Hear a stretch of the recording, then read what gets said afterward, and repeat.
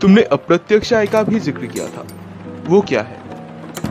किसी भी संस्था की सफलता के लिए उसे एक बड़े कंज्यूमर बेस की ज़रूरत पड़ती है। साथ ही साथ कारवाट एक विकेंद्रित बाजार की व्यवस्था बना रहा है।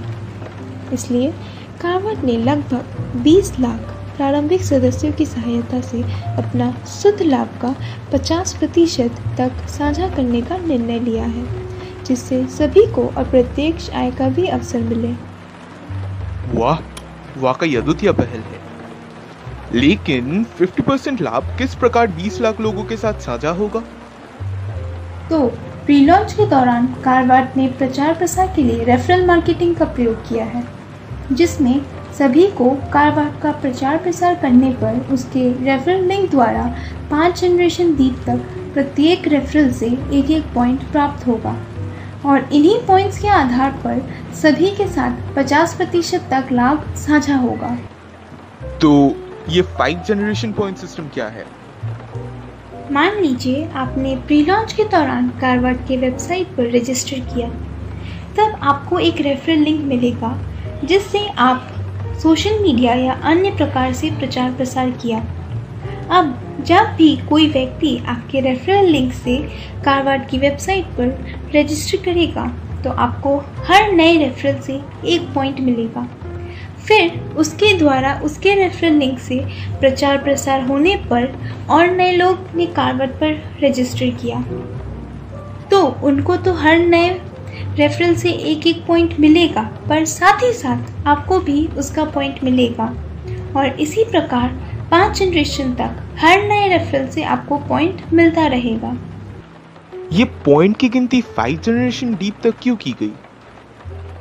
ताकि सभी को समान अवसर प्राप्त हो पॉइंट्स अर्जित करने के लिए, क्योंकि हो सकता है आपने बहुत मेहनत से कारवाट का प्रचार प्रसार किया किंतु आपके टोटल रेफरल केवल 10 हुए, पर इन्हीं 10 में से एक व्यक्ति ने अकेले ही 1000 लोगों तक कारवाट का प्रचार प्रसार किया, तो कहीं ना कहीं इन 1000 लोगों का कारवाट में सहयोग के लिए आपकी भी बहुत महत्वपूर्ण भूमिका रही। इसीलिए यह गिनती 5 जनरेशन दीप तक की गई है। वाकई में कारवाट में छोटे से छोटे बिंदु पर भी बहुत गहन अध्ययन किया गया है।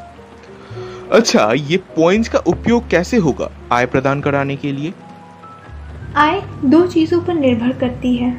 पहला, उस महीने कारवाट द्वारा प्राप्त किए गए लाभ पर और दूसरा उस महीने पॉइंट्स की वैल्यू पर। जैसे किसी एक महीने में कारवाट का 20 करोड़ का लाभ हुआ है तो उसका 50% जो कि 10 करोड़ है उसे संस्थागत प्रगति, नए केंद्रों की स्थापना और सामाजिक कल्याण के लिए इस्तेमाल किया जाएगा और बाकी का 50% सभी 20 लाख प्रारंभिक सदस्यों के साथ साझा होगा। मान लेते हैं कि कारवाट का कुल 1 करोड़ पॉइंट्स प्री लॉन्च के दौरान हुआ तो उस महीने 1 पॉइंट की वैल्यू 10 रुपये होगी, तो जिसके भी 1000 पॉइंट्स होंगे उसे उस महीने 10,000 रुपये अप्रत्यक्ष आय के रूप में प्राप्त होगी। जिसके भी 500 पॉइंट्स होंगे उसे 5,000 रुपये अप्रत्यक्ष आय के रूप में प्राप्त होगी। इसी प्रकार जिस महीने जितनी पॉइंट वैल्यू होगी उसे पॉइंट्स के साथ गुना करते हुए सभी को उनके पॉइंट्स के आधार पर पैसिव इनकम जीवन भर प्राप्त होता रहेगा। वास्तव में कारवाट की प्लानिंग, रूपरेखा और एनालिसिस परफेक्ट है। जहां तक मैं समझ पाया हूं, कारवाट में एक विषय के लिए दूरगामी सोच है।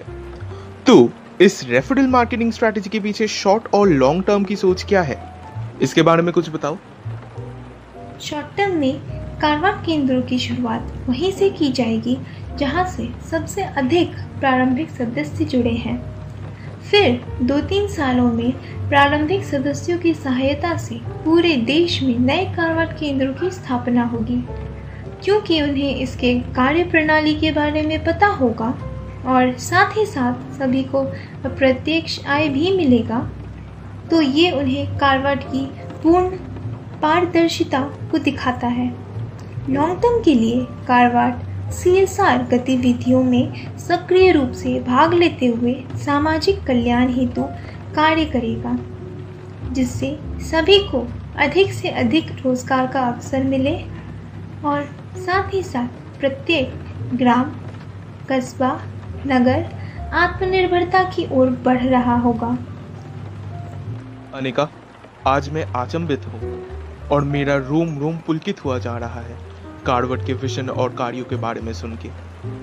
अरे हाँ, तुमने बताया था पैसिव इनकम प्रारंभिक सदस्यों को जीवन भर प्राप्त होती रहेगी, किंतु प्रारंभिक सदस्यों की मृत्यु के बाद उनके द्वारा अर्जित किए हुए पॉइंट्स का क्या होगा?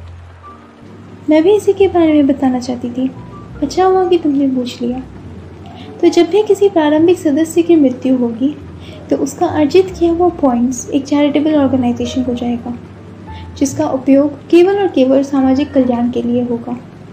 और कार्वाड का 50% लाभ हमेशा सामाजिक कल्याण के लिए ही समर्पित रहेगा, जिस पर कभी भी किसी भी व्यक्ति विशेष का अधिकार नहीं होगा। अनिका, मेरा आज तक का सबसे अच्छा आर्टिकल यही कार्वर्ट के विषय में होने वाला है। इसके लिए तुम्हें बहुत सारा धन्यवाद। जी।